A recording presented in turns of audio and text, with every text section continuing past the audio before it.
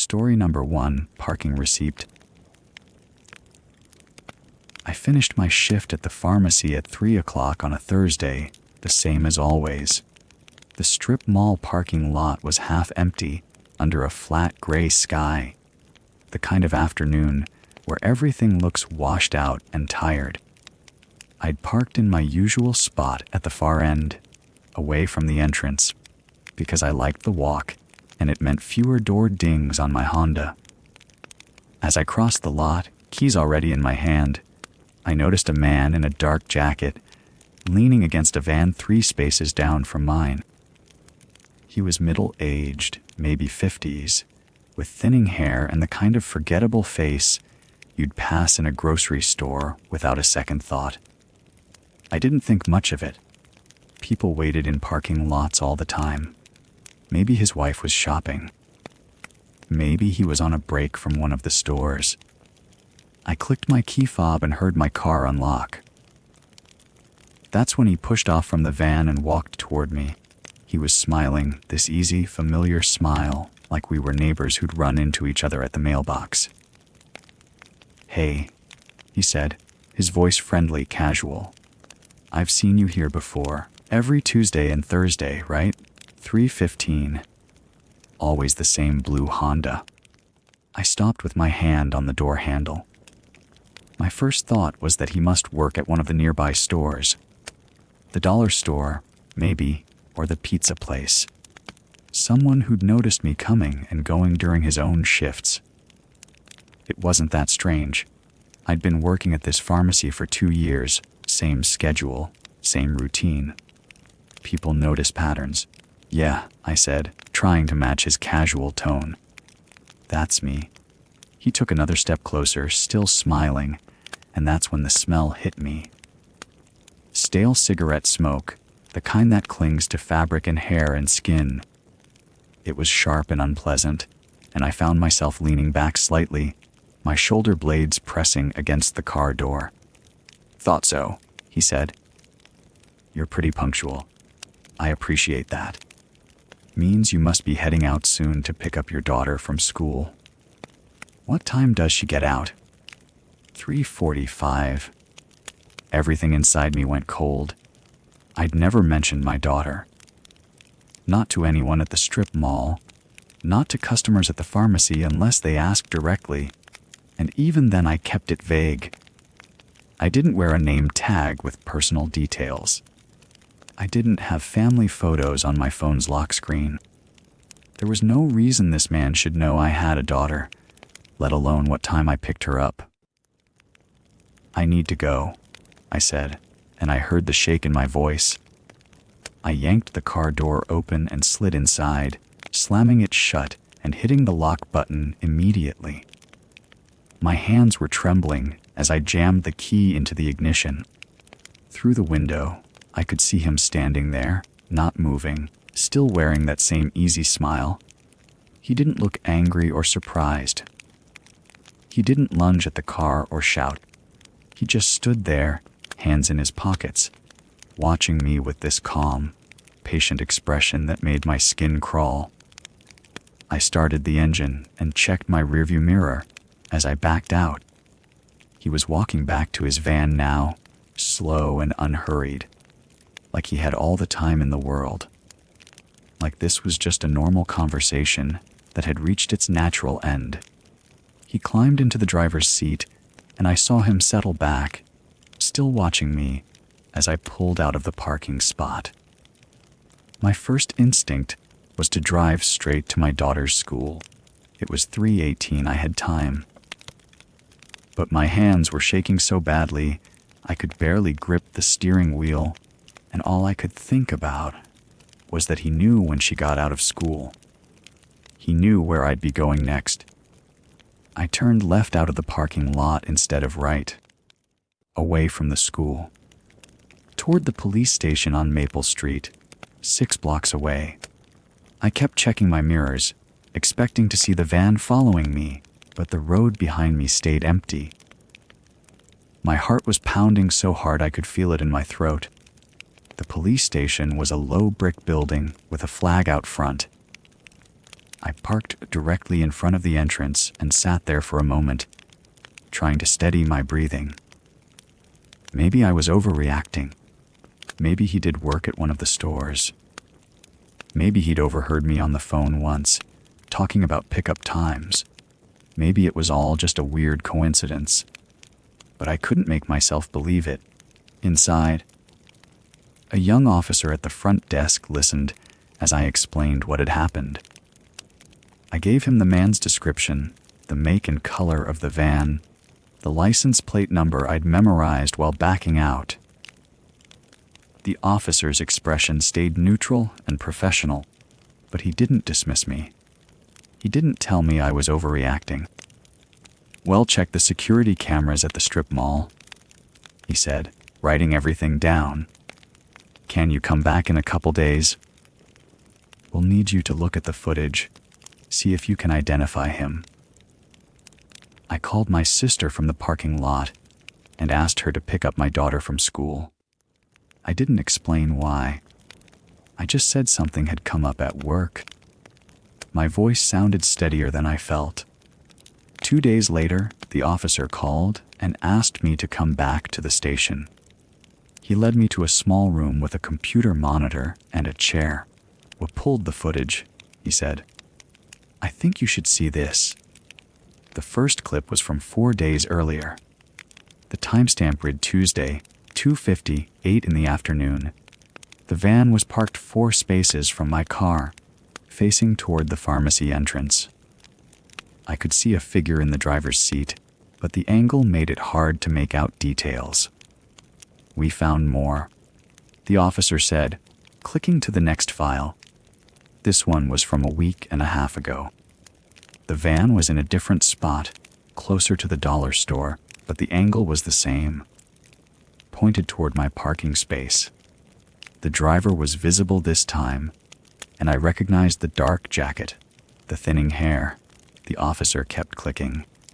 Different dates, different parking spots, but always the same van, always the same man.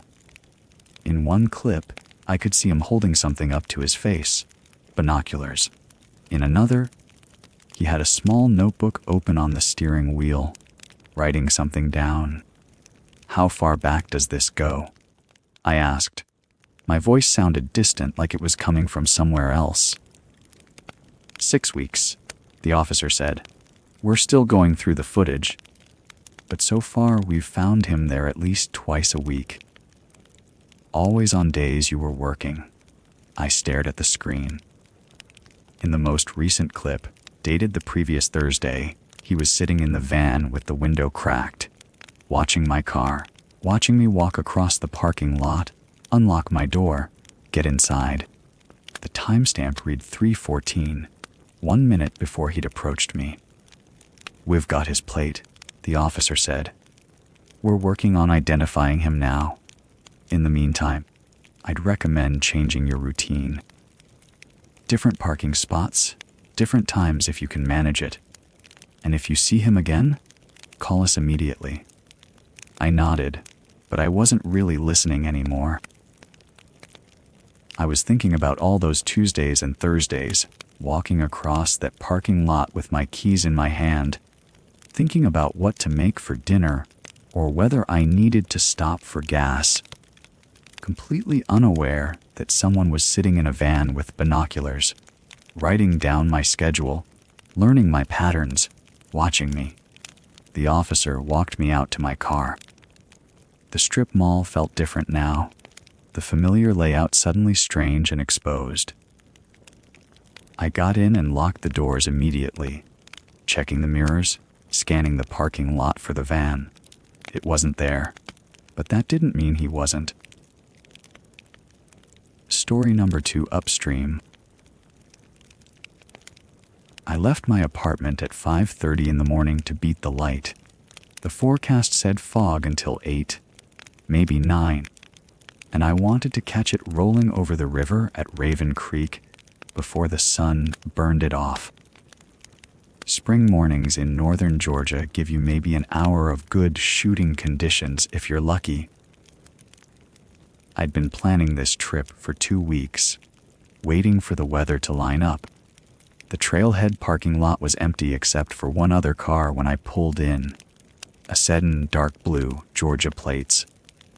I didn't think much of it. Plenty of people hike early to avoid crowds. I was loading my pack when I saw him, a lean man in a dark green jacket standing near the trail map kiosk. He glanced over, gave me a quick nod, the kind of acknowledgement you give another person when you're both doing the same slightly unusual thing at dawn. I nodded back. He headed upstream toward the ridge trail. I went downstream toward the river bend where the fog would be thickest. The trail was quiet. Just my boots on wet leaves and the distant sound of water moving over rocks. The fog was perfect, dense and low, turning the trees into gray shadows. I stopped every few minutes to set up shots, adjusting my tripod on the uneven ground, waiting for the light to shift. It's meditative work. You forget about time. I reached the second trailhead around 7:45. It's a small overlook where two trails meet, with a wooden railing and a view down into the valley. There were a few other cars in that lot, which made sense. People coming from the other access road. I was checking my map, planning whether to loop back or push on to the falls, when I noticed him again. The man in the green jacket, leaning against the railing about 30 feet away, looking out at the view. He turned when he heard me approach and gave me a small wave, like we were old friends meeting up. I raised my hand back automatically, but something in my chest tightened. It seemed odd. We'd started at the same trailhead 2 hours ago, gone in opposite directions, and now here he was at a completely different access point. I told myself it made sense. We were both doing the loop. The trails connect in a big circuit. If he'd gone upstream fast and I'd stopped for photos, we could easily end up at the same overlook around the same time. People hike at different speeds. It was a coincidence, nothing more. I adjusted my pack and kept walking toward the falls trail. But I kept thinking about it, the way he'd waved. Not surprised to see me, like he'd expected it. I tried to focus on the work. The light was changing, getting harsher, but the fog still clung to the low areas near the water. I took a series of shots near a bend in the river where fallen trees created natural frames. My hands were cold. I should have brought better gloves. I was kneeling on wet ground, adjusting my lens, when I heard footsteps on the trail behind me. I looked back. Nothing. Just empty trail disappearing into the trees. The footsteps had stopped. I waited, listening. Sometimes sound carries strangely in fog. Maybe it was someone farther up the trail. Maybe I'd imagined it. I went back to shooting. At the third trailhead, near the base of the falls, I saw him again. He was sitting on a bench about 50 yards back from where I stood. Not hiking. Not moving. Just sitting there with his hands in his jacket pockets, watching me. The same dark green jacket. The same lean frame. I stared at him for a long moment, trying to make sense of it. This trailhead wasn't part of the main loop. It was a spur trail. You had to deliberately choose to come down here. And he was behind me now, not ahead. He hadn't passed me. I would have seen him, heard him, which meant he'd followed my exact route. Downstream from Raven Creek, through the overlook, down to the falls. Staying just far enough back that I wouldn't notice until now. My mouth went dry. I turned away and started walking, faster than before, back toward the main trail. I didn't look behind me. I didn't want to see if he was following. My camera bag bounced against my hip. I thought about calling out, asking if he needed something, but my throat felt tight and the words wouldn't come. What would I even say? Why are you following me? Maybe I was wrong. Maybe he was just hiking the same route. Maybe I was being paranoid, but I wasn't wrong. I knew I wasn't wrong. I left the main trail where it curved east and scrambled down the embankment toward the river. It wasn't a real path, just a steep slope covered in leaves and exposed roots. I had to grab onto branches to keep from sliding. My boots skidded on wet moss. At the bottom, the riverbank was a maze of boulders and fallen logs, everything slick with moisture and algae. I climbed over a large rock, my hands pressing into the cold moss, feeling it compress under my palms like wet sponge. My fingers slipped and I caught myself hard against the stone, scraping my wrist. I kept moving, jumping from rock to rock, trying to put distance between myself and the trail. The sound of the river was loud here, covering any noise I made, covering any noise he made. I didn't know if he'd followed me down. I didn't look back. I just kept going until I reached a spot where the bank leveled out and I could climb back up to a service road I knew connected to the Raven Creek lot. My car was the only one left in the parking area when I got back. The sun was higher now, burning off the last of the fog. Everything looked normal, safe. I was breathing hard, my legs shaking from the scramble. I felt ridiculous. I'd panicked over nothing. Just another hiker on the same trail. I'd let my imagination run wild. Then I saw the boot prints, fresh ones, pressed deep into the mud near my driver's side door. They circled the car once, twice, 3 times. I could see where he'd stopped at each window, the prints closer together, like he'd been looking inside. My camera bag was visible on the back seat. My registration was in the glove box. I spun around, scanning the tree line. That's when I saw the green jacket moving through the trees at the far edge of the lot. Not hurrying, just walking steadily toward the parking area, toward me. I got in my car, locked the doors, started the engine. My hands were shaking so badly I could barely grip the wheel.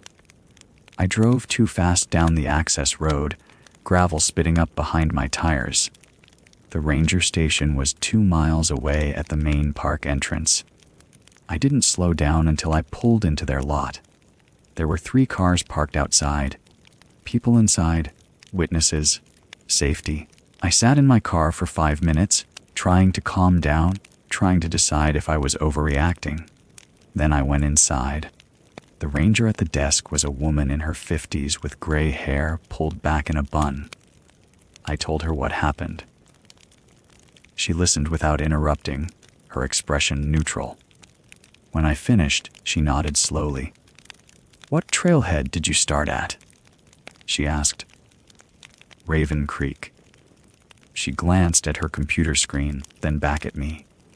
"You're the 3rd person this month to report something like that on those trails. Solo hikers, all men, all experienced. 2 of them ended up injured. One broke his ankle near the fall's overlook. The other dislocated his shoulder on the river trail. Both said they fell, but when we investigated, there were signs the falls were staged. Rocks moved into position. Disturbed ground that didn't match the story. My stomach dropped. Staged. We've increased patrols, but it's a lot of ground to cover. She wrote something down. Can you describe him? I did. She wrote it all down. Then she asked me to wait while she called it in. I sat in the station until they closed at 5, watching the parking lot through the window. The green jacket never appeared. When I finally drove home, I checked my mirrors every few seconds. I still do. Seat 120C. I recognized him the moment I stepped onto the jetway, though I couldn't say why. Just a well-dressed man in his 40s, charcoal suit, leather briefcase. The kind of business traveler you see on every regional flight out of Kansas City. "Evening, Sarah," he said as I reached the aircraft door. I smiled reflexively, that automatic customer service smile I've perfected after 3 years in medical sales. It wasn't until I was halfway down the aisle that it registered. He'd used my name. Before I'd shown my boarding pass to anyone, I found seat 12C and stowed my carry on, telling myself he must have overheard the gate agent. She'd scanned my pass and said my name, hadn't she? I couldn't actually remember, but that must have been it. The terminal had been nearly empty. Sound carries in those spaces. I was pulling out my phone when he appeared beside my row. "That flight last Tuesday from Omaha," he said conversationally, adjusting his briefcase strap. 40-minute delay on the tarmac. Frustrating. My hand stopped. I had been on a flight from Omaha last Tuesday. Medical conference. And yes, we'd sat there for 40 minutes while they fixed some sensor issue. "I'm sorry," I said. "United 1742. He continued, his tone pleasant, almost helpful. I was 6 rows back. "Saw you working on your laptop the whole time." Something cold settled in my stomach, but I forced my expression to stay neutral. Friendly. "Small world," I managed. He smiled. "And that morning flight from Des Moines 3 weeks ago. American 40, 108. You had that red jacket on. The one in your overhead bin right now." He gestured upward without looking, then continued down the aisle toward the back of the plane. I sat very still. My chest felt tight, like I'd climbed stairs too quickly. He was right about the Des Moines flight. I'd worn my red jacket that morning because the hotel air conditioning had been broken and I'd been freezing. But how would he know that? How would he remember? People remember faces, I told myself. Frequent flyers on regional routes. We probably cross paths all the time without realizing it. He probably works for one of the hospital systems I visit. Maybe he'd seen my name on a conference badge or on my luggage tag. The red jacket was distinctive. That was all. I tried to focus on my phone, scrolling through emails I'd already read. The flight attendant did her safety demonstration. The engines powered up. Normal sounds. Normal procedure. We lifted off just after 8:30. Through the window, Kansas City's lights spread out below us, then fell away into darkness. 45-minute flight. I'd be in Wichita before 9:15. Hotel by 9:30. This was fine. Everything was fine. 10 minutes into the flight, I heard movement behind me. The soft sound of someone unbuckling, standing. I didn't turn around. Then his voice, speaking to the flight attendant near the front. "Excuse me, would it be possible to move seats? I'm in 18B, but I'd prefer to be closer to the front. That seat behind this young lady, 12D, appears to be empty." My spine went rigid. The attendant's voice was cheerful, accommodating. "Of course, sir. Let me just check the manifest. Yes, that seat's available. Go ahead and move your things." I heard him walk back down the aisle. Heard the overhead bin open behind me. Heard him settle into the seat directly at my back.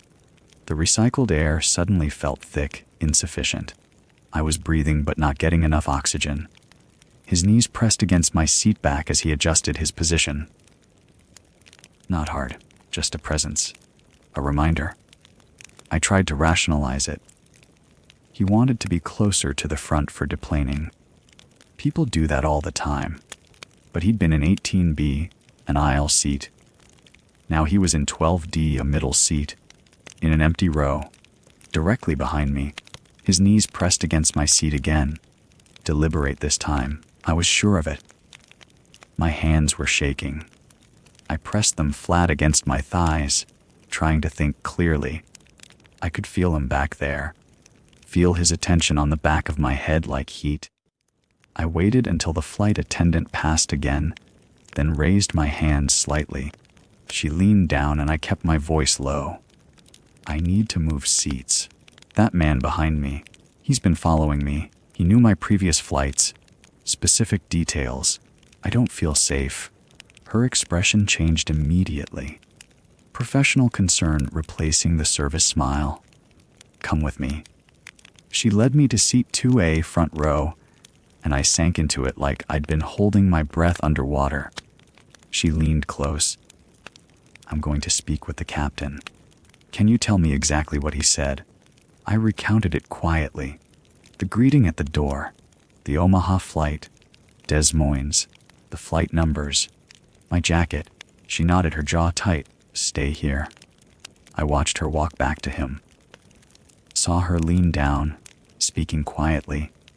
He looked up at her, his expression pleasant, bemused. Gestured with his hands like he was explaining something reasonable. She straightened, said something else, then walked to the cockpit and picked up the phone mounted beside the door. She spoke for maybe 30 seconds, her back to the cabin. When she hung up, she returned to my row. "Security will meet the aircraft," she said quietly. "You did the right thing." The rest of the flight lasted 23 minutes. I counted every one.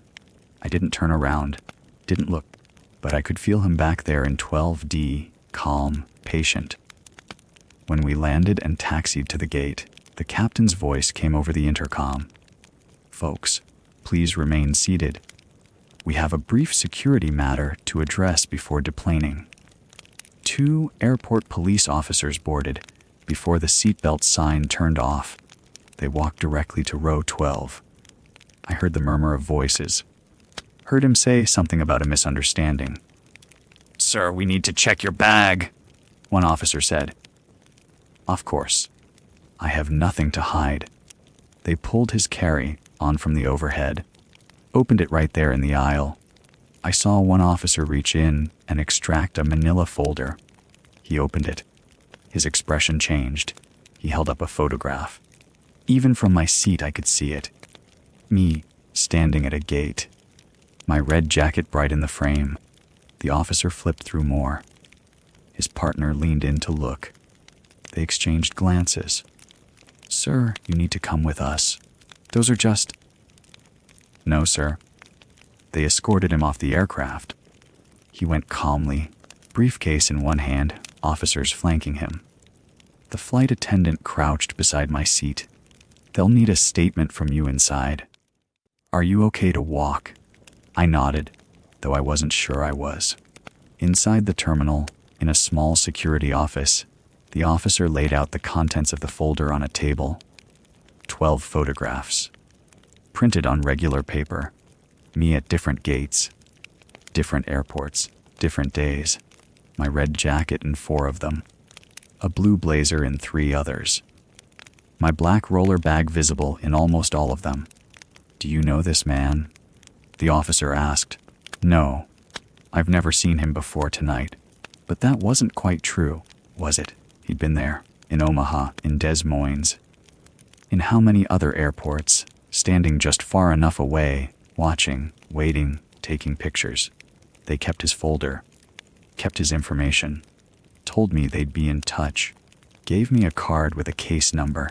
I took a taxi to my hotel, checked in, locked the door, put the privacy bar across, checked the closet and the bathroom. I'm sitting on the bed now, writing this. My flight home is tomorrow afternoon. United 1927, departing at 3:45. I've already checked in online. Seat 8F, and I keep thinking about how he knew my flights. My exact flights, which means he knew where I was going. Which means he knows where I'll be tomorrow. I'll go to the airport early, stay in crowded areas. But I keep wondering how many times I didn't notice him. How many airports, how many gates, how many flights where he was just another business traveler in the background. My phone is charging on the nightstand. The case number card sits beside it. Outside, I can hear traffic on the highway. Normal sounds. But I keep checking the door. Keep checking that the lock is engaged. Tomorrow I'll fly home. I'll have to. But I don't think I'll stop looking over my shoulder.